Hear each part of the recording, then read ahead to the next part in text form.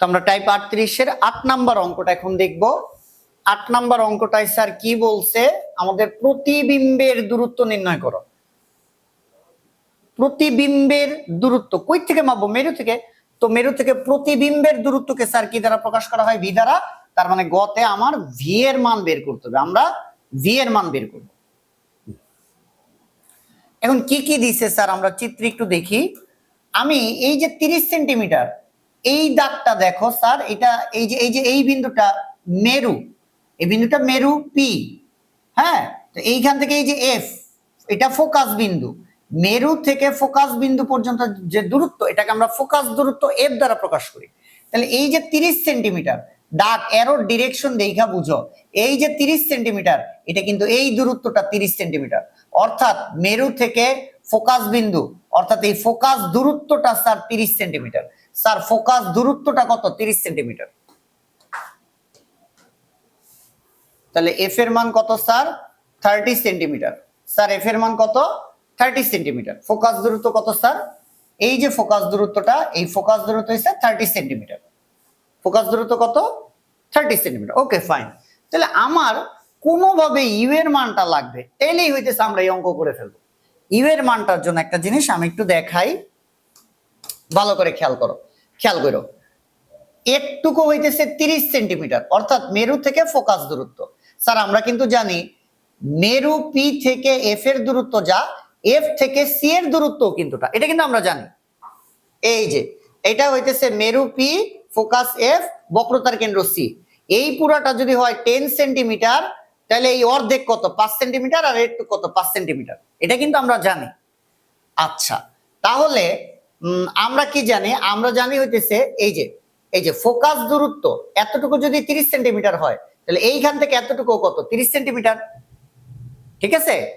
F থেকে P এর দূরত্ব যা, মেরুর দূরত্ব যা, সি থেকে এফ এর দূরত্ব কিন্তু টা। তাহলে উদ্দীপকে দেওয়া আছে এতটুকু দূরত্ব 30 সেন্টিমিটার, তাহলে এরটুকু 30। তাহলে স্যার এইখান থেকে একটু কত? 60। কত সেন্টিমিটার? 60 সেন্টিমিটার।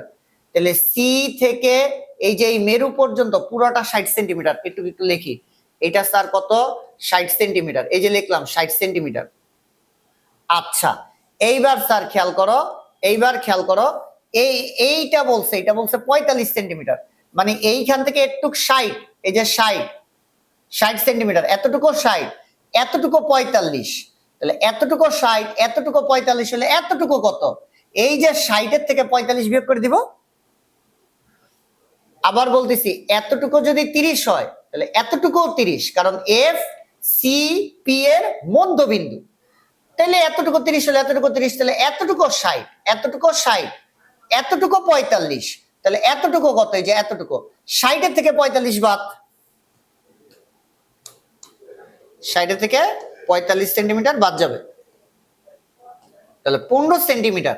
স্যার 15 সেন্টিমিটার কোন দূরত্ব? 15 সেন্টিমিটার, এই দূরত্বটা 15 সেন্টিমিটার। আর দর্পণের মেরু থেকে এই যে লক্ষ্যবস্তুর যে দূরত্ব, এইটাই স্যার আমার ইউ এর মান, অর্থাৎ 15 সেন্টিমিটারটা ইউ এর মান। 15 সেন্টিমিটার কিসের মান স্যার? ইউ এর মান। তাহলে আমরা বুঝলাম। আবার বলতেছি, ইউ যেটা, এটা হচ্ছে মেরু থেকে লক্ষ্যবস্তুর দূরত্ব। এই দূরত্বটা তো দেওয়া নাই, এই দূরত্বটা তো স্যার দেওয়া নাই, এই দূরত্বটা দেওয়া নাই, এটা বের করতে হবে। কিন্তু ওই যে এতটুকু বলছে 30, এতটুকু 30, তাহলে এতটুকু কত? 60। 60 এর থেকে আমরা বাদ দিব 45, তাহলে থাকবে কত? 60 এর থেকে 45 বাদ দিলে কত? 15। আর দর্পণের মেরু থেকে লক্ষ্যবস্তু পর্যন্ত দূরত্ব, এটা কত সেন্টিমিটার? 15। তাহলে ইউ এর মান 15। তাহলে আমরা এতগুলো কথা বললাম শুধু এই জিনিসটা বোঝার জন্য, ইউ এর মান 15 সেন্টিমিটার। তো স্যার 1/u প্লাস 1/v সমান 1/f। 1/u এর মান কত? 15। 1/v এর মান কত? বের করব। 1/f এর মান কত? 30। তাহলে 1/v সমান 1/30 মাইনাস 1/15। 1/v সমান 13 ইনভার্স মাইনাস 15 ইনভার্স মাইনাস 1/30। তাহলে স্যার ভি সমান হচ্ছে মাইনাস 30 সেন্টিমিটার।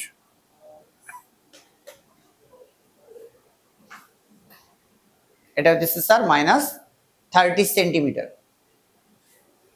ওকে, একটুক স্যার আমার গ গেল, এবার স্যার আমরা করব ঘ। তো ঘতে কি বলছে ভালো করে খেয়াল করো, প্রয়োজনীয় রশ্মিচিত্রের সাহায্যে প্রতিবিম্বের অবস্থান। প্রথম কথাই দর্পণটা কি দর্পণ? অ্যান্সার ইয়েস স্যার, এটা একটা অবতল দর্পণ। এটা একটা কি দর্পণ? এটা একটা অবতল দর্পণ। অবতল দর্পণের রশ্মিচিত্র কয়টা? 6টা। বলছে কিচ্ছু ঘুরায় না, বলছে এই রশ্মিচিত্র আঁকতে। তো এখানে আমরা যদি এটা বলি এফ, এটা যদি বলি পি, তাহলে লক্ষ্যবস্তুটা কই আছে? মেরু আর ফোকাসের মাঝখানে।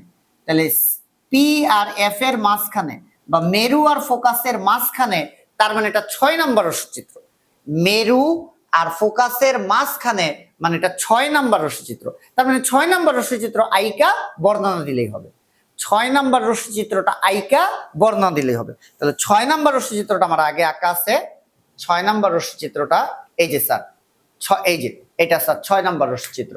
অর্থাৎ 5-এর ঘ নাম্বারটা করানোর সময়, এই যে 5-এর ঘ, এটা করার সময় যেই কথাগুলো বলছি বা যেইভাবে আমি চিত্রগুলা আঁকছি বা চিত্র আঁকার সময় যেভাবে বর্ণনা করছি, হুবহু লেখা দিলেই হবে।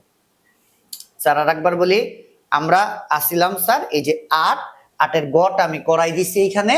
আর এই যে ঘতে বলছে প্রয়োজনীয় রশ্মিচিত্র, এটা দেখো অবতল দর্পণের 6 নম্বর রশ্মিচিত্র।